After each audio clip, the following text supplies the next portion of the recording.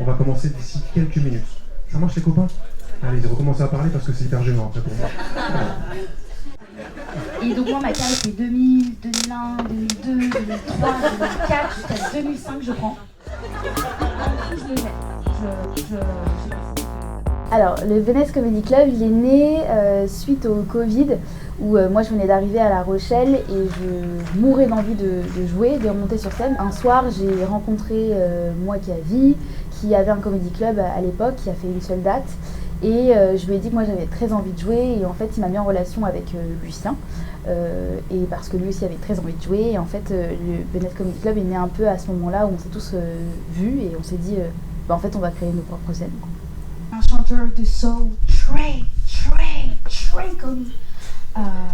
Circuler, il n'y a rien à voir. Moi, ce qui m'a plu dans le projet, c'est de pouvoir jouer dans le secteur de la Charente-Maritime et de pouvoir développer le stand-up dans le secteur pour justement permettre au public de découvrir aussi cet univers. En fait, j'ai rencontré Maël il y a 2 ans au travail et puis je les ai vus jouer après. En fait, je suis allé les voir jouer, Maël et Lucien, le Venice Comedy Club. Et en fait, ça m'a donné envie de tester. Donc j'ai joué un peu et puis du coup après je les ai rejoints dans l'association pour les aider.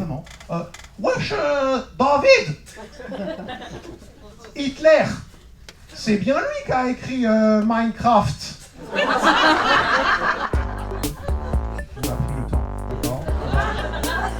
Alors moi c'était par le biais d'un concours de stand-up en 2016 organisé par ma fac Nanterre, donc à l'époque j'étais à Nanterre et c'était un concours qui s'appelait Artichaut et je voulais vraiment pas m'inscrire et en fait mes amis m'ont inscrit dans mon dos et ils m'ont dit tu joues telle date pour les présélections et voilà le début de l'histoire.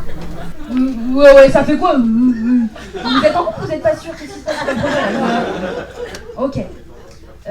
Moi, classique, l'atelier théâtre du lycée, on écrivait nos propres sketchs avec des copains et par la suite, j'ai voulu briser le 4e mur et parler aux gens de ma vie et d'écrire mes propres sketchs.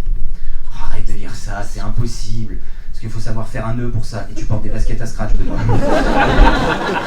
J'aime beaucoup rire, j'aime beaucoup faire rire, j'aime qu'on me fasse rire aussi. Donc forcément, on en vient à la blague et à l'écriture et à la scène. Tu portes des écarteurs comme ça? Ouais. Alors lui, je lui dis, plante tous les balais parce que j'ai envie de faire une partie de Quidditch avec toi.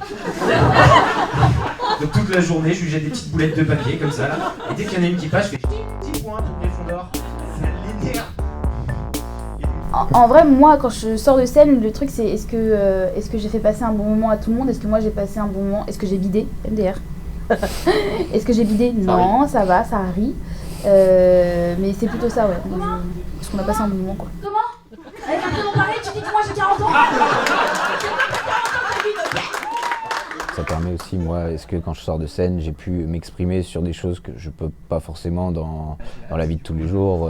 Faire rire les gens, mettre un peu d'étoiles dans les yeux des gens, changer un peu leur quotidien, faire passer des messages si on arrive à ce niveau-là, parce que c'est vrai qu'il faut travailler le truc. T'es contente que tu passes une bonne soirée, Rebecca? Ouais, super. Là, elle a fait son ouais d'adolescente de écoute la discussion. Elle m'a fait un ouais, je l'ai reconnu, elle m'a fait ouais, passe à autre chose, ok? C'est vrai, Rebecca? Non, c'est ça, ouais, c'est ça. Très pragmatique, les ados. Il n'y a pas de filtre, ok?